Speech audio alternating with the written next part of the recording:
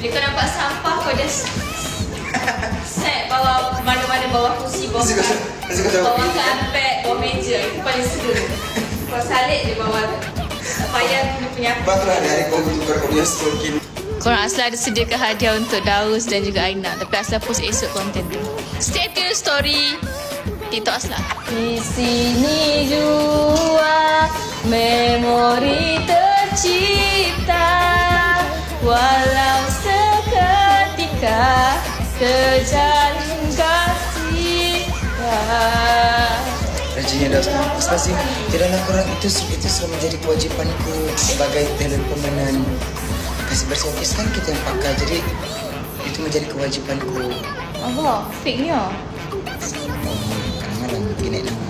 Kanda! Kanda, Asla ada satu konten nak buat dengan Kanda. Kau pernah ke gatal ketiak? Soalan apa? YT aku letak Elias Daus Bajo. Nanti korang jumpa. Daus Bajo!